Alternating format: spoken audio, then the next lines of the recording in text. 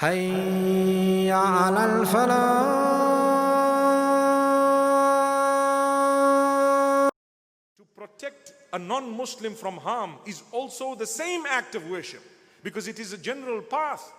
Imagine if we were to protect everyone, humanity at large, they would look at us and they would say, these are the deeds that actually earn a person Jannatul Firdaus. This is what the Muslims are taught. Let us try our best to learn what this Islam is. And once they learn, they will at least respect the deen. Today, you know, we are living in an age where people are looking at Islam with an eye of skepticism. You know that. Whose job is it to change that? Wallahi, we all need to prove that Islam is the best faith. It teaches us from the top to the bottom, character, conduct, cleanliness, everything. Subhanallah. We reach out to all. I'm sure many of us seated here, if not almost all of us, somewhere up the ladder, our forefathers were not Muslim. They were not Muslim. What happened? Someone, somehow, somewhere, whether we know or we don't know, made an effort and worked on them. So they accepted Islam. Today we are in the house of Allah. So in the same way, you need to make an effort on other people. How? By being kind to them. Be honest. Be upright. Don't be immoral. Don't be cheap in your character and your conduct. May Allah subhanahu wa ta'ala grant us ease. Then another way of earning Jannah. The hadith says, and this is a beautiful hadith also in Sahih al-Bukhari of Uthman ibn Affan radiyallahu anhu, Man bana lillahi masjidan, bana Allahu lahu baytan fil Jannah. Whoever builds a masjid for the sake of Allah, Allah builds a house for him in Jannah. So you need to build a masjid for the sake of Allah, and Allah will build for you a house in Jannah. Now you might be sitting here and thinking, I don't have the money, right? I don't have the money. What should I do? Well, I tell you, contribute somehow towards the building of a house. Because when Allah gives you, He's not just going to give you one brick. If there was a full masjid and one brick was mine, I'm quite certain the mercy of Allah subhanahu wa ta'ala will give me the whole house. Allahu Akbar. So contribute. Also, take pride in the house of Allah subhanahu wa ta'ala. If you see dirt, pick it up. This is the house of Allah. You don't like dirt in your own house. Why do we put dirt in the house of Allah? When we use the bathroom or when we are making wudu, make sure that you leave the place clean. It's the house of Allah. Many people don't do this. They don't realize the value of the house of Allah subhanahu wa ta'ala. Muslims are guilty of having a filthy place of ablution because they think, you know what, there are workers who will clean it. My brother, would you be happy for that to happen in your own house? The answer is no. Don't do it for the house of Allah. It is a higher house than yours. Subhanallah. Today we are seated here. MashaAllah, tabarakallah. We make dua for those who've made this a reality.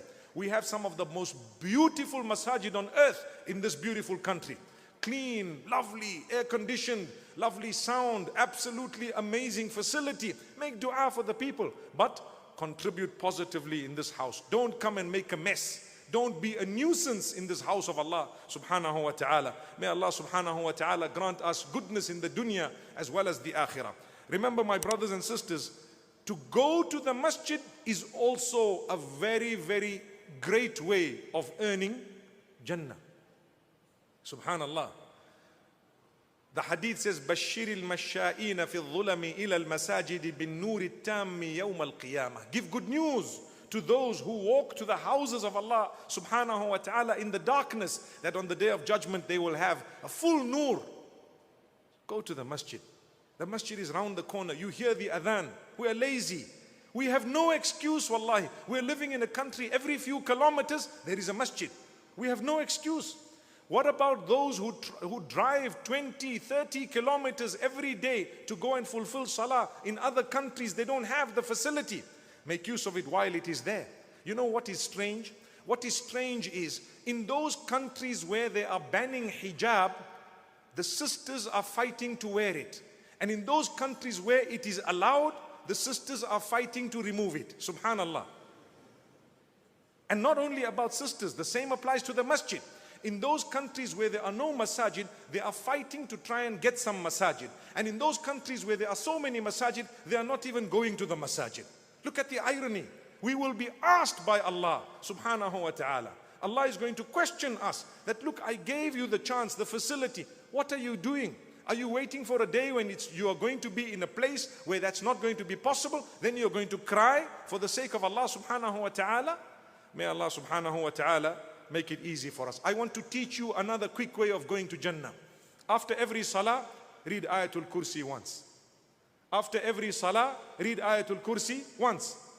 And Allah subhanahu wa ta'ala will give you Jannatul Firdaus. It is a hadith of Abu Umama radiallahu anhu in Sunan al-Nasa'i, where the Prophet sallallahu alayhi wa sallam says, whoever reads Ayatul Kursi after every farad salah, there is nothing between him and entering Jannah except death.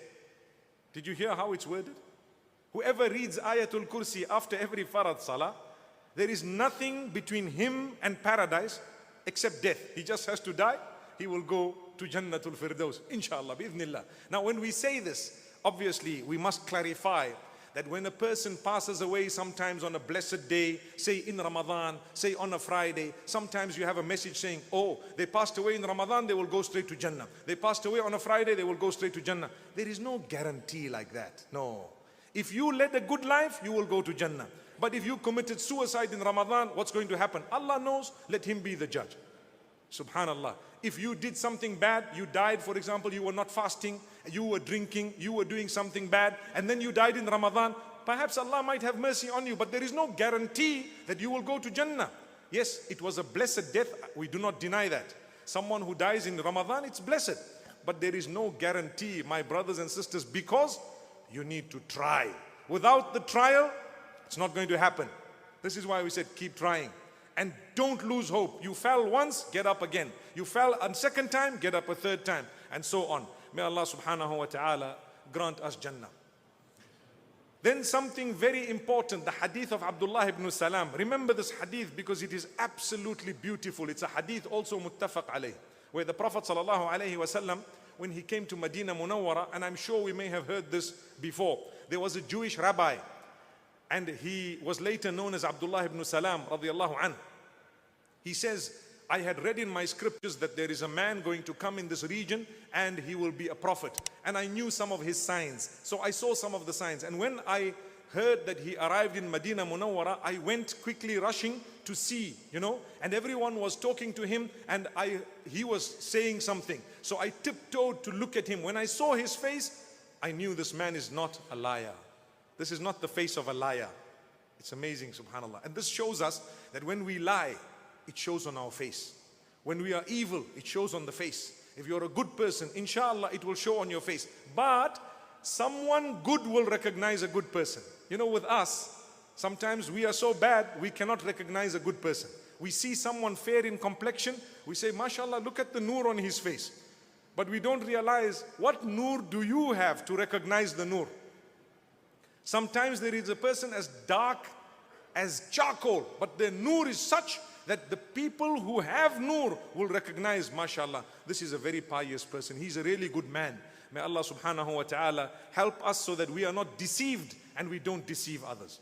So the hadith says, I heard Muhammad sallallahu alaihi wasallam says, Ayyuhan nas, afshu salam, wa at'imu at-ta'am, wa silu al-arham, wa sallu bil-layli wan-nasu niyam, tadkhulu jannata rabbikum bi-salam. O people, spread the salam. First word. Look, it rhymes, isn't it? The words are rhyming. This was the first words that Abdullah ibn Salam heard. O people, Muhammad sallallahu alaihi wasallam said, O people, spread the salam. Salam means peace, so spread peace. But primarily it is the greeting, Assalamu alaikum. What is the meaning of Assalamu alaikum? We say peace be upon you. If you look at what it actually means, it means, I promise you I will not harm you. That's what it means. Because if I say peace be on you, that means may there be no war on you, right? May there be nothing harmful on you, right? Who is talking? I am talking. So I am the one who is telling you that I won't harm you. The problem with us, we say Salamu alaikum and we are beating them. Salamu alaikum, we are cheating. Salamu alaikum, we are deceiving. Salamu alaikum, as soon as we go back, we're backbiting about them. That is where the problem lies. I promise you, if you want to better the condition of your family, your broader family and your community and the ummah, learn to say only good things about people behind their backs. And I promise you, life will change. Life will change.